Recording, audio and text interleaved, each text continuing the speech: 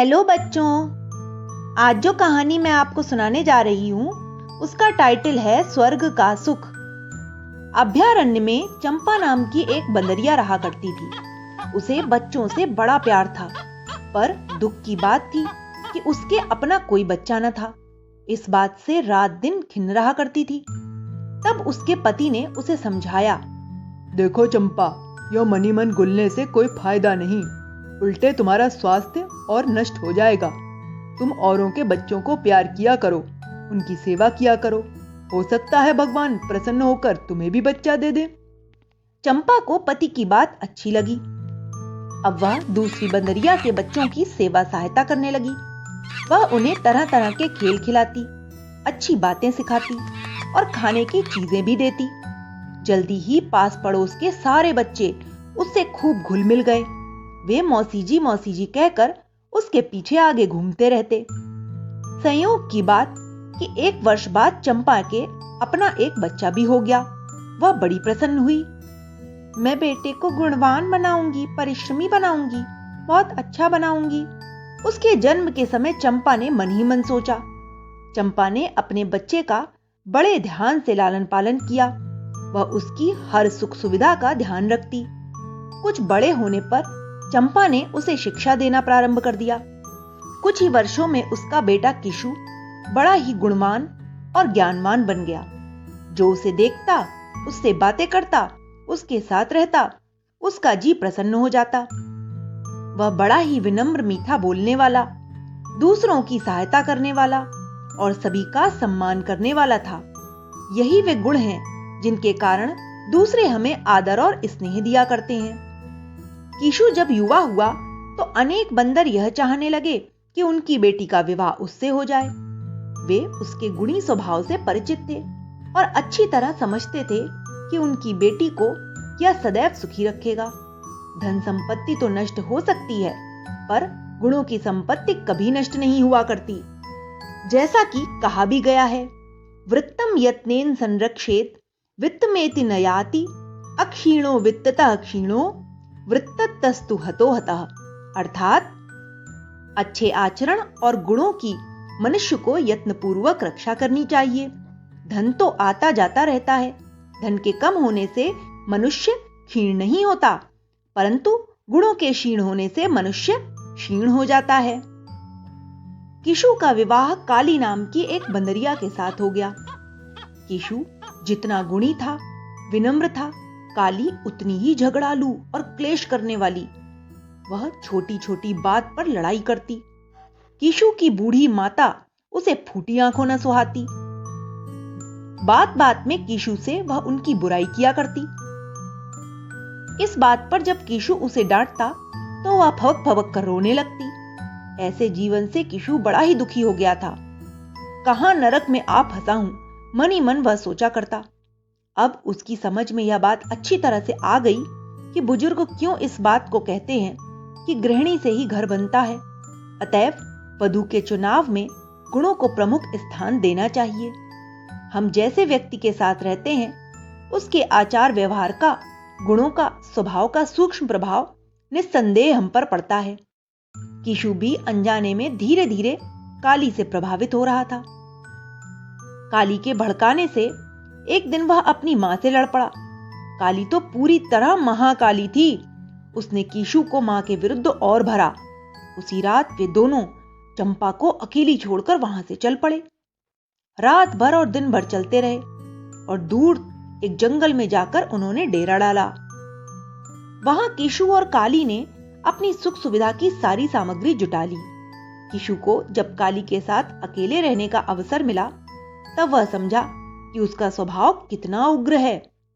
ओह, मां की नहीं, सारी गलती इसी की है। यह बात भी उसकी समझ में अच्छी तरह आ गई है। किशु तब बैठकर अपनी मां को याद करता। जब भी वह उसके विषय में सोचता, उसका दिल भर आता। बचपन से लेकर बड़े होने तक की सारी घटनाएं एक एक करके उसकी आंखों के आगे घूम जाती। मां का स्नेह, उसका त्याग, सभी कुछ उसे याद आने लगता। ओह, ऐसी ममतामयी मां को अकारण छोड़कर मैंने बहुत बड़ा अपराध किया। बुढ़ापे में तो मुझे उनकी सेवा करनी चाहिए थी। न कि यूं ही उन्हें छोड़ देना चाहिए था। वह मनी मन सोचता और अपने आप को धिक्कारता। किशु ने अनेकों बार काली से मां के पास लौट चलने का आग्रह किया, पर वह किसी भी प्रकार तैयार न हुई। कुछ समय बाद काली के एक बच्चा भी हो गया। किशु ने बच्चे के प्रति अपने मन में उमड़ती भावनाओं से यह अनुभव कर लिया कि माता पिता बच्चों को कितना प्यार करते हैं। मेरी मां ने मुझसे भी ना जाने कितनी आशाएं की होंगी, वह मनी मन सोचा करता। एक दिन बहुत बड़ी दुर्घटना घट गई। किशु और काली पास पास बैठे थे, उनके बीच में बच्चा लेटा हुआ था। तभी अचानक पीछे से एक भेड़िया आया और दबे पैरों आकर बच्चे को ले भागा। किशु और काली ने जब मुड़कर देखा तो भेड़िया दूर भागकर जा चुका था। वे हाहाकार करते हुए उसके पीछे दौड़े। भेड़िया और भी तेज भागा और कुछ ही देर में उड़न छू हो गया। किशु और काली दोनों बहुत दूर तक भागे, परंतु उनके हाथ कुछ भी न लगा। काली तो बच्चे के शोक में बावली सी हो गई। वह छाती पीट पीट कर करुण क्रंदन कर रही थी। हाय मेरे बेटे, हाय मेरे लाल। किशु बड़ी कठिनाई से उसे समझाकर वापस लाया। अब काली का खाना पीना भी छूट गया। वह 24 घंटे बैठी अपने बच्चे को याद करती रहती। अपने बेटे को खोकर किसी मां को कैसा लगता है, यह अब उसे अच्छी तरह अनुभव हो गया था। वह किशु से कहती कि मैंने तुम्हारी मां से तुम्हें अलग किया है ना, भगवान ने उसी का दंड मुझे दिया है। उधर अब चंपा का भी हाल सुन लेते हैं। सुबह उठकर जब उसने बेटे बहू को पेड़ पर नहीं पाया तो वह सोचने लगी कि प्रातः घूमने चले गए होंगे, घूम फिर कर नाश्ता करके थोड़ी देर में लौट आएंगे। वह भूखी प्यासी बैठी उनकी प्रतीक्षा करती रही, पर रात तक भी जब बेटे बहू नहीं लौटे तो वह बड़ी चिंतित हुई। बेचारी अपने अशक्त शरीर से खांसती लड़खड़ाती आसपास की सारी जगह देख आई, पर किशु और काली वहां होते तो मिलते ना। दूसरे दिन चंपा फिर प्रातः से ही अपने अभियान पर निकली। वह जंगल का चप्पा चप्पा छान लाई, पर बेटे बहू का कहीं पता न लगा। हां, भाऊजी उल्लू ने यह जरूर बताया कि उसके बेटे बहू को इस जंगल की सीमा को पार कर आगे बढ़ते देखा गया था। भाऊजी की बात सुनकर चंपा का हृदय रो उठा। वह पछाड़ खाकर गिर पड़ी। हाँ बेटा, कौन सा अपराध किया था मैंने जो तुम मुझे छोड़कर चले गए। वह हड़बड़ाई और फिर अचेत हो गई। पास से गुजरने वाली कांता हथिनी ने उसके मुंह पर पानी के छींटे लगाए। जैसे तैसे उसे होश आया। दुख को अपने हृदय में छुपाए थके थके कदमों से जैसे तैसे वह घर की ओर लौटी। चंपा अब समझ गई थी कि उसका बेटा जानबूझकर उसे छोड़कर गया है। उसकी निष्ठुरता से चंपा के हृदय पर गहरा आघात पहुंचा था। सारा संसार उसे नीरस जान पड़ता था। किसी काम में उसका मन न लगता। घर तो मानो उसे काटने को ही दौड़ता।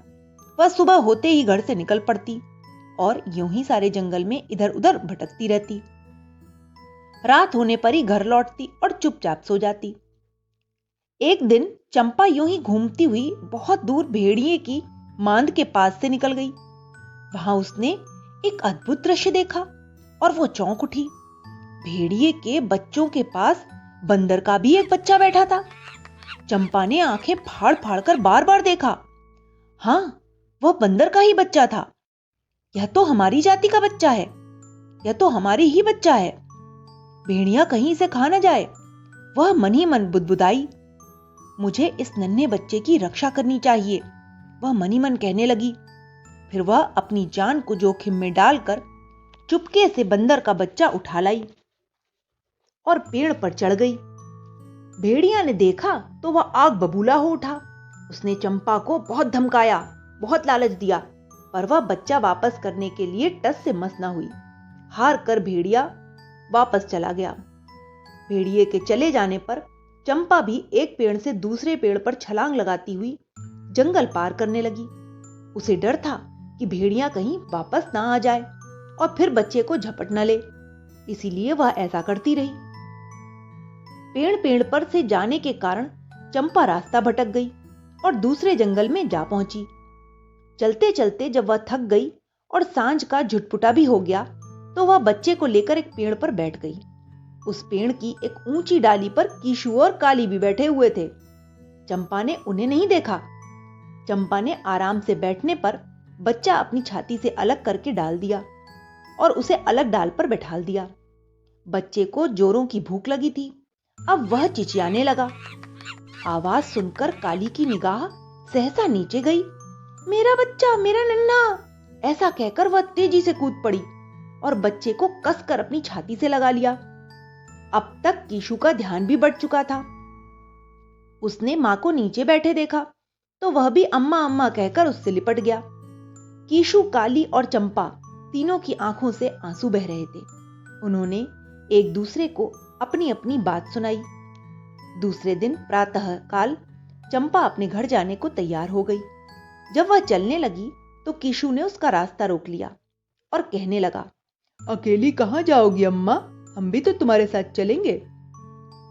काली चंपा के पैरों पर गिर पड़ी और कहने लगी, माँ जी, मुझे क्षमा कर दीजिए।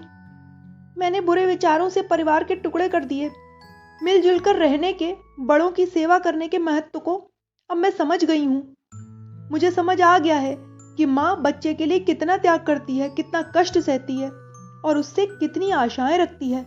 बच्चे का भी कर्तव्य हो जाता है कि वह बड़ा होकर माता पिता की सेवा करे। जो ऐसा नहीं करता, उल्टे अपने माता पिता से बुरा बोलता है, व्यवहार करता है, उसे धिक्कार है। हाँ माँ, स्नेह और त्याग से भरा परिवार ही स्वर्ग का सुख देता है, कीशु भी गंभीर होते हुए बोला। चंपा ने काली को उठाकर अपने हृदय से लगा लिया। प्रसन्नता से उसकी आंखों से आंसू बहने लगे। भगवान तुम्हारे विचार ऐसे ही बनाए रखे। काली और कीशु के सिर पर हाथ फिराती हुई वह बोली। इसके बाद चंपा, कीशु, काली और नन्हा सभी अपने पुराने घर की ओर लौट चले। उसके हृदय में मिलजुल कर रहने, प्यार और सहकार भरा स्वर्गीय परिवार बसाने की भावनाएं हिलोरे ले रही थीं। तो बच्चों, इस कहानी से हमें यही सीख लेनी चाहिए कि हमें हमेशा अपने माता पिता के साथ अच्छा व्यवहार करना चाहिए, कभी भी गलत व्यवहार नहीं करना चाहिए। Okay, bye.